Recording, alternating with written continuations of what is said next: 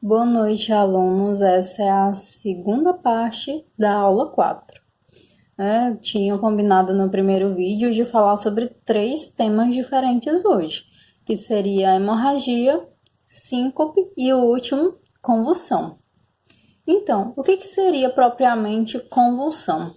A convulsão ela ocorre devido a uma atividade anormal no cérebro, certo? E quando ocorre essa atividade anormal, o que acontece no corpo do indivíduo? Ele provoca convulsões, ou seja, parciais, as convulsões que acontecem apenas de um lado do corpo, ou generalizadas, que são as convulsões mais graves, que acontecem dos dois lados do corpo e normalmente o indivíduo apresenta alguns sintomas que eu vou falar a seguir para vocês. Quais são as principais causas de convulsão? Bom, a convulsão ela pode acontecer por conta do paciente ter epilepsia. O que é epilepsia? É uma patologia diagnosticada que a pessoa vai ter as convulsões com uma certa frequência, como se fosse uma vez na semana, uma vez no mês, uma vez no ano. Isso vai depender do tipo de tratamento, mas é um tratamento à base de remédios controlados, como o Idantal, Trileptal, tem alguns deles, e esses indivíduos vão fazer o uso dessa medicação constantemente, e às vezes mesmo com o uso da medicação, porque a epilepsia não é uma doença que tenha cura, ela tem tratamento, então às vezes mesmo com a medicação, a pessoa tomando todos os dias ainda pode ocasionar crises convulsivas. Então, essa é uma das causas. Porém, uma diferença que eu preciso muito que vocês entendam nessa aula de hoje é: toda convulsão é uma crise de epilepsia? Não, porque a convulsão ela pode ser um evento isolado. O que pode provocar a convulsão? Você já deve ter ouvido falar que se um paciente, principalmente criança, vai baixar essa febre logo, senão vai dar convulsão. Realmente é possível? Sim, é possível, principalmente nos casos de criança. Porém, essa febre, para ocasionar uma convulsão, ela tem que ser uma febre superior a 40 graus, certo? E toda febre provoca convulsão? Não, nem toda febre provoca convulsão, mas pode ser que aconteça, certo? Então, a febre como sendo um sintoma de uma patologia, aí eu devo procurar utilizar antitérmico para que ela não suba muito, certo? Então, essa é uma das principais causas. A febre súbita, né, de acima de 40 graus, a pessoa que tem epilepsia, uso excessivo de drogas, né, principalmente uso de cocaína, né, heroína, muitos tipos de droga, crack, também o uso constante provoca convulsão. Pacientes que tiveram lesões na cabeça, algum tipo de traumatismo, podemos verificar isso nos atendimentos. Paciente que teve um traumatismo e ele estava bem assim que a gente começou a atender, mas aí alguns minutos depois, devido à lesão cerebral, o paciente começou a ter essas reações anormais no cérebro, então isso pode ocasionar uma convulsão. Envenenamento também pode provocar convulsão, então essas são doenças infecciosas como meningite, também podem provocar convulsões. Então, essas são as principais causas. Vocês podem ver que uma delas é propriamente ter epilepsia.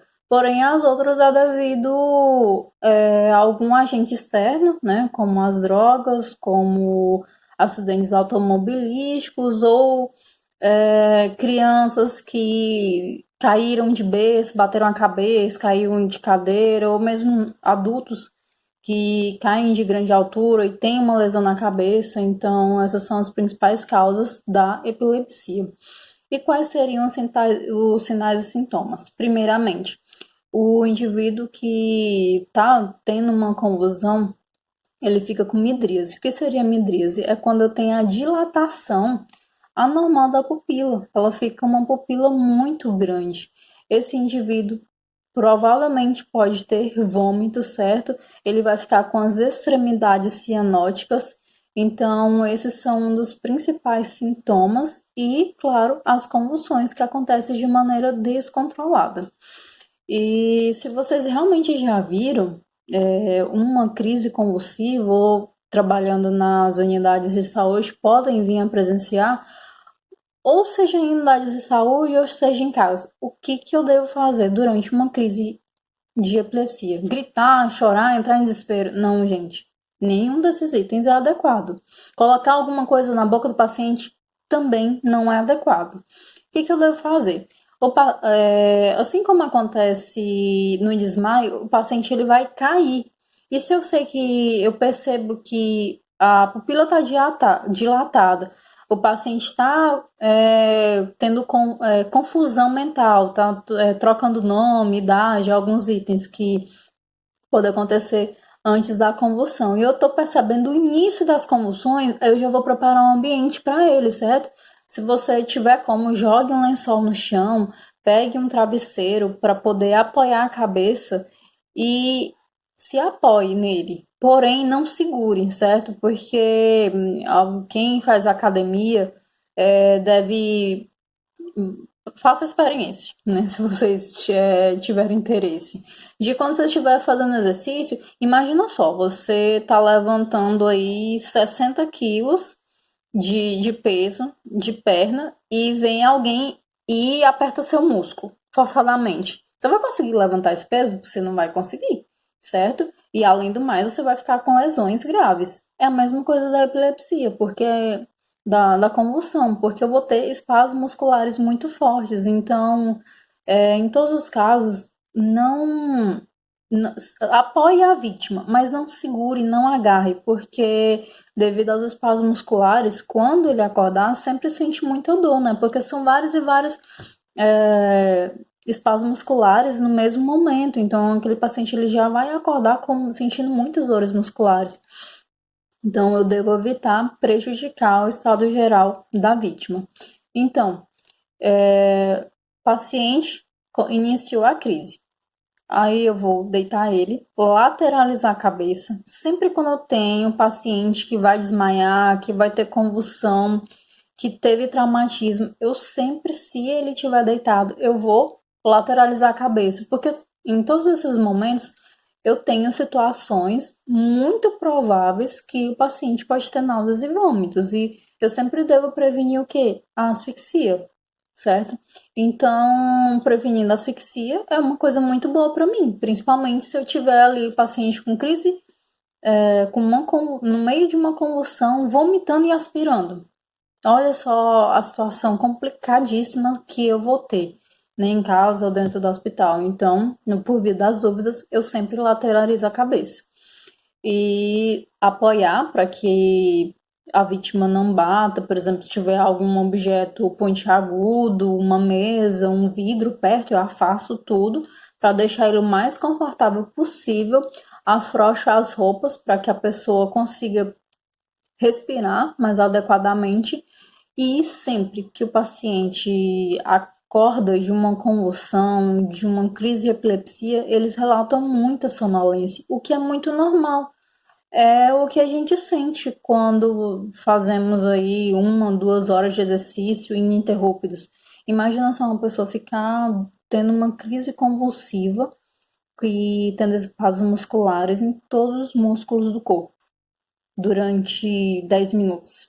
Isso é muito, porque quando você vai treinar, você treina músculos por vez, né? Você vai, não, hoje eu vou treinar só tríceps, certo? Ninguém faz o treinamento de todos os músculos, seja facial, de todos os músculos do corpo ao mesmo tempo. Não tem condições de fazer isso.